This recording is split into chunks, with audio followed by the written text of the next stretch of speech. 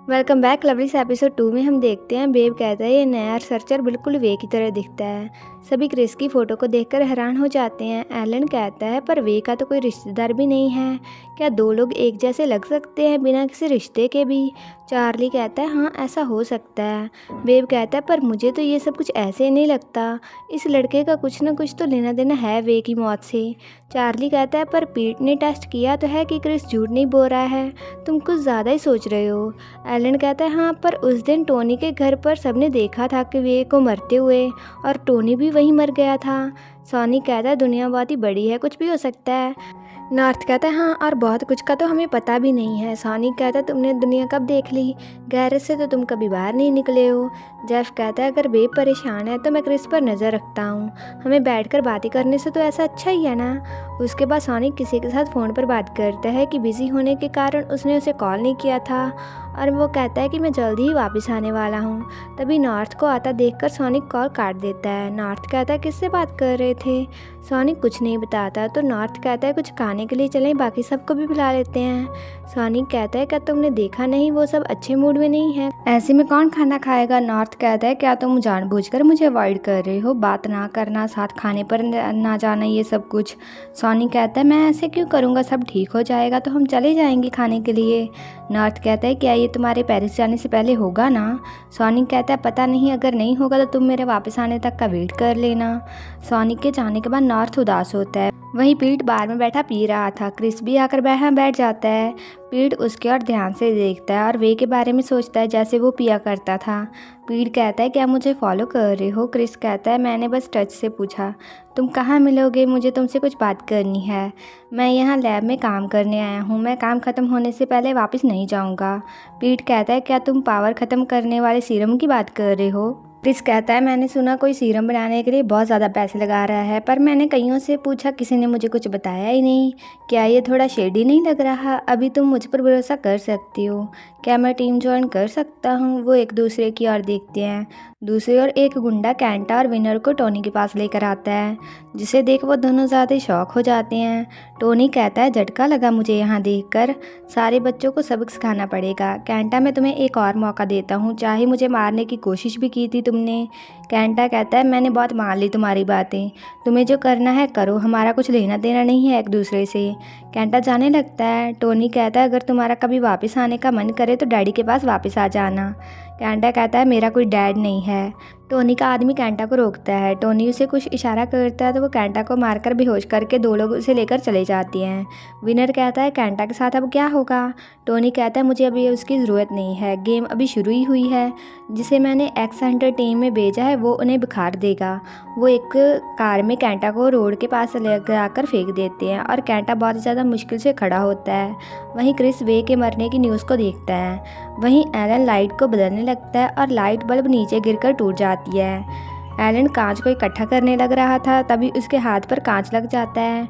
Jeff भागकर आकर Elon की उंगली को अपने मुंह में डाल लेता है और एलन स्माइल करते हुए जेफ की ओर देखता रहता है। जेफ कहता है क्या सोच रहे हो, स्ट्रेस में ऐसे ही काम करने लग जाते हो तुम हमेशा। जेफ कांच इकट्ठा करता है और एलन की उंगली पर बैंडेज लगा देता है। एलन कहता है वे जैसा दिखने वाला कोई आया है तो परेशानी तो होगी ही ना, अच्छा है कि वो सीरम बना दे, पर तुम्हें तो उसकी ज़रूरत भी नहीं होगी, तुमने 1 साल से अपनी पावर को कंट्रोल जो कर लिया है। जेफ चुप रहता है। एलन कहता है क्या हुआ, कहीं पावर्स वापस तो नहीं आ गई ना, या तुम्हें खोना नहीं चाहते हो इन पावर्स को। जेफ कहता है ऐसा कुछ नहीं है, कुछ खाना खा लेते हैं जाकर। एलन जेफ को पकड़कर कहता है मुझे खाने की भूख नहीं है, कुछ और खाते हैं, क्या तुम्हारी एक बाइट ले सकता हूँ। एलन जेफ को किस करता है और वो किस करते रहते हैं। बेब रात को ट्रेनिंग करता है। नॉर्थ कहता है बस भी करिए। चार्ली कहता है बेब बात नहीं मानेगा जब तक वो नंबर 1 फिर से नहीं बन जाता। नॉर्थ कहता है क्या ये विली की वजह से है। चार्ली कहता है हाँ। सॉनी कहता है किम भी चला गया है, उसकी जगह कौन लेगा अब टीम में। नॉर्थ कहता है ईटीए के 3 प्लेयर्स हैं और हमारे तो 2 ही रह गए हैं। एलन कहता है हमें कोई ऐसा चाहिए जो हमारी टीम को समझे। चार्ली कहता है किसी नए रेसर पर तो हम इतना भरोसा भी नहीं कर सकते हैं। एलन कहता है नॉर्थ इस साल तुम रेस में ही हिस्सा लोगे। सॉनी खुशी से नॉर्थ को हग करता है। नॉर्थ भी बहुत ज़्यादा खुश होता है। नॉर्थ कहता है पर किम तो अपने मैकेनिक को भी साथ ले गया तो कौन हमारी हेल्प करेगा, जेफ तो सारा काम कर ही नहीं पाएगा। एलन कहता है किसने कहा मैं अपने बॉयफ्रेंड से सारा काम करवाऊंगा। एलन किसी को अंदर आने को कहता है। डीन वहाँ आता है। बेब बहुत ज़्यादा गुस्सा होता है उसे देखकर। एलन बताता है कर रात क्या हुआ था जब डीन चुपके से एलन के घर के बाहर आता है और एलन उसे देख लेता है। एलन कहता है किसी ने तुम्हें, कैंटा और विनर को बाहर निकाला। डीन कहता है हाँ, और कैसे वो गोली से भी बचा था। जेफ पूछता है वो लोग कौन थे, पर डीन को पता ही नहीं होता कि वो कौन थे। डीन कहता है वो बहुत ज़्यादा पावर वाले लोग हैं, हमें जेल से भी बाहर निकाला उन्होंने। एलन कहता है क्या गैरेज में काम करोगे, सभी को दूसरा मौका तो मिलना ही चाहिए। डीन बेब से माफ़ी मांगता है। बेब कहता है मुझे पता है उन लोगों ने तुम्हें यूज़ किया। जेफ कहता है चिंता मत करिए, डीन मेरे साथ काम करेगा तो वो कुछ गलत कर ही नहीं पाएगा, उसे टाइम ही नहीं मिलेगा। बेब उसे माफ़ कर देता है। रात को बेब बार में बैठा पीता है। विली वहाँ आकर उससे बात करने की ट्राई करता है, पर बेब कहता है मुझे तुमसे कोई बात ही नहीं करनी है। विली कहता है तुम मेरे आइडल हो। बेब कहता है तो क्या तुम मेरे पहले फैन बॉय नहीं हो और आखिरी भी नहीं हो। विली कहता है पर पिछली बार जिसने तुम्हारे पास आने की कोशिश की थी वो अब तुम्हारा बॉयफ्रेंड जो बन गया है। मैं चार्ली से ज़्यादा अच्छा हूँ। बेब कहता है मेरे बॉयफ्रेंड का नाम भी मत लो तुम। विली कहता है वैसे वो है कहाँ, हमेशा तो तुम साथ में चिपके रहते हो। लगता है आज रात तुम फ्री हो तो प्रिटेंड कर लो कि तुम सिंगल हो एक रात के लिए, ऐसा मौका हर बार नहीं मिलता। तुम्हें स्ट्रॉन्ग अल्फा पसंद है। विली बेब के क्लोज आकर कहता है थोड़ा बहुत बेड पर भी एक्शन करने में कोई बुराई भी नहीं है।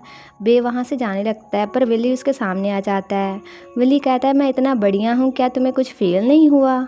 बेब उसके पास आकर उसे स्निफ करते हुए कहता है कि तुम्हारी स्मेल मुझे पसंद नहीं आई।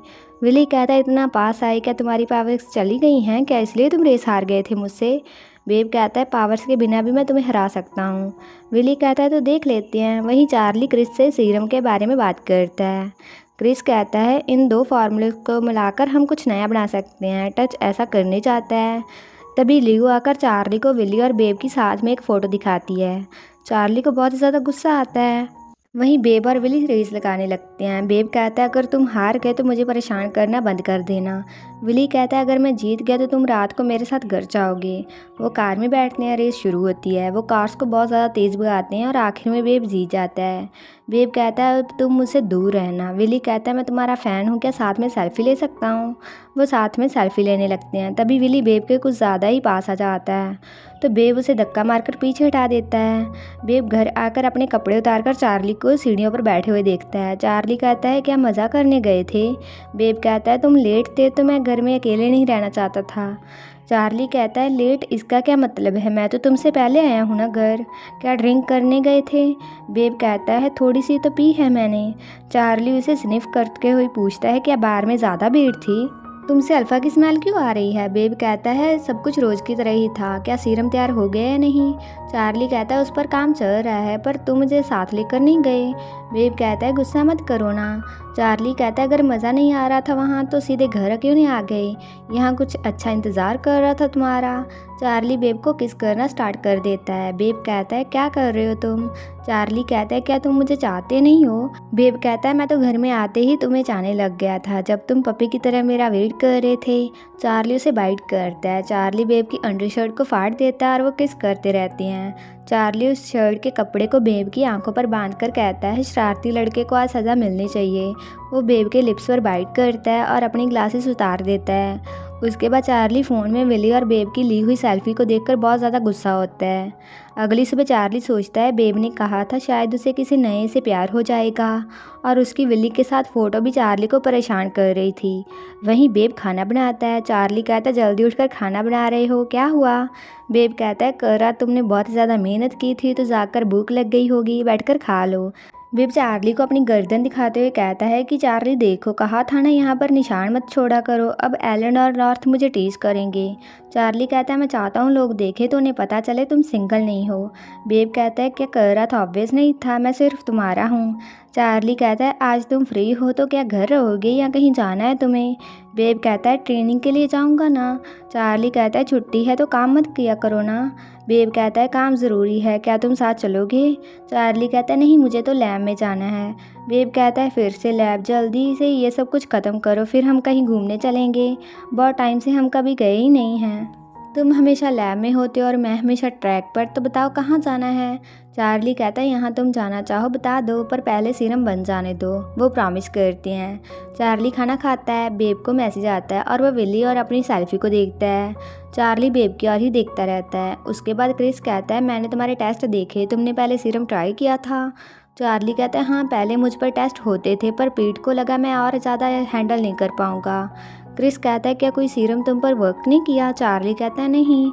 क्रिस कहता है तुम्हारे सेल्स बहुत ही ज़्यादा स्ट्रांग हैं, उनसे हम कुछ बना सकते हैं, क्या तुम फ्री हो आज से? वहीं डीन कहता है कोई ट्रेनिंग के लिए नहीं आया आज। जेफ कहता है शायद बेब आए, बाकी तो कोई भी नहीं आएगा, अगर तुम्हारा काम हो गया है तो तुम चले जाओ। डीन वहाँ से चला जाता है। जेफ कार में बैठकर उसे चेक करता है, तभी उसे कुछ दिखाई देता है कि बेब का एक्सीडेंट होने वाला है और जेफ के नाक से खून भी बहने लग जाता है।